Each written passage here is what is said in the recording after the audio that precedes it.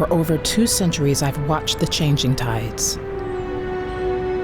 I am the Benjamin Cooper House. I was witness to the spark of rebellion in southern New Jersey and the rise of a nation. In 1734, I was built for Benjamin and Hannah Cooper. Long before Camden came to be, this area was known as Cooper's Ferry. By 1777, British forces had occupied the rebel capital of Philadelphia. When the British Army landed and fought its way in the Philadelphia campaign, its commanding general was General Sir William Howe. His opponent was General George Washington. Washington had been appointed on the 15th of June, 1775, as Commander-in-Chief of all Continental forces. At this time, Farmer Joseph Cooper had inherited the property from his father Benjamin. Joseph's brother Samuel wrote several letters detailing events around Cooper's Ferry and Philadelphia during the war. The Cooper brothers would be witnesses to momentous events in South Jersey's history. In September of 1777, British cannon opened fire at a rebel ship. A wayward British shot shattered my roof. My troubles only grew from there. In 1777, British General Howe prepared to winter in Philadelphia, while General Washington's men found refuge at Valley Forge. By February of 1778, the supply system for the Continental Army had completely collapsed. Soldiers were not getting fed well. Some of them were on the verge of starvation. Washington wrote that this was the fatal crisis.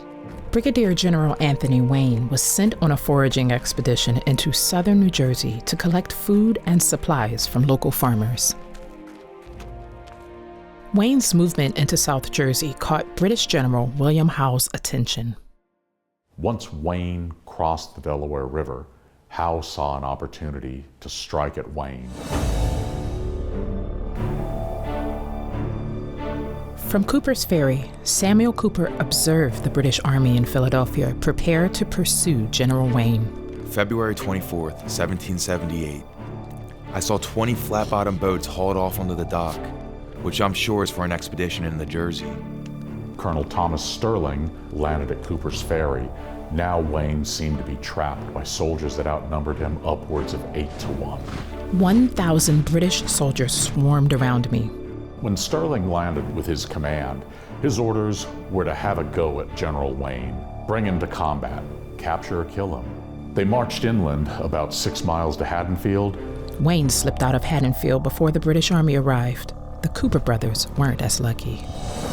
I make no doubt you have heard of me and Joseph Cooper being taken prisoners to Haddonfield. There, put in the guardhouse, and kept one night and almost 2 days. It is unknown why the Cooper brothers were arrested, but Samuel Cooper was apprehended at least once during the war for having a spyglass.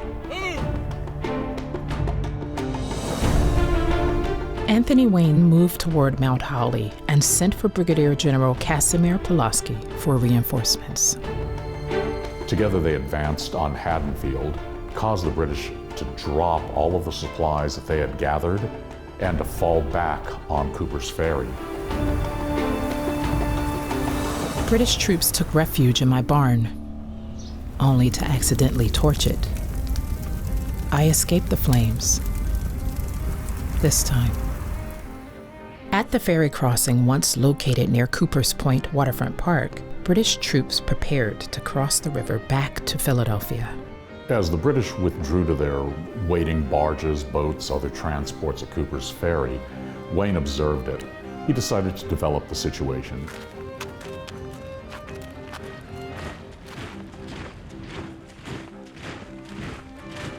Troops lined up in what is now downtown Camden.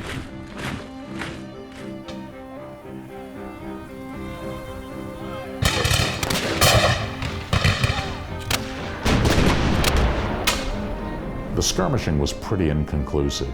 The main thing that it accomplished was to buy the British breathing space. It gave them time to withdraw to Philadelphia safely. After we came home, you would scarce know the point. My loss is great. Yours is more than you will expect. P.S. I had like to forget to mention their burning Joseph Cooper's barn. Samuel Cooper, March 5th, 1778. The British Army continued to make excursions into Cooper's Ferry. In May of 1778, British forces began to evacuate Philadelphia for New York. Their route passed through Cooper's Ferry. In the midst of the trouble and confusion, locked up in my room, which is the only place with my kitchen I have left to make use of, the rest being all taken up with officers, I'm going to attempt to scratch a few lines. My house is surrounded with near 500 wagons, and tomorrow the shipping is all to be gone by sunset. When you come down, you will see destruction such as will shock you. I hardly expect to save my house, for it is threatened every day with fire. Samuel Cooper, May 1778.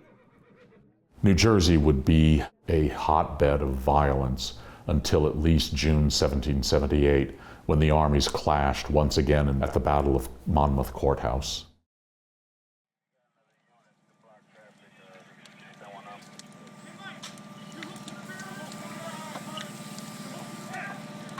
In 2012, vandals struck. But still I stand. I will be revitalized as the future American Revolution Museum of Southern New Jersey. The museum will examine the promise of the Declaration of Independence, that all men are created equal. My grounds will be adapted into a public trail and community open space. Places like the Benjamin Cooper House are vital reminders to us of what took place during the American War for Independence. By preserving them, by sustaining them, we preserve and sustain our own history and our own story as Americans.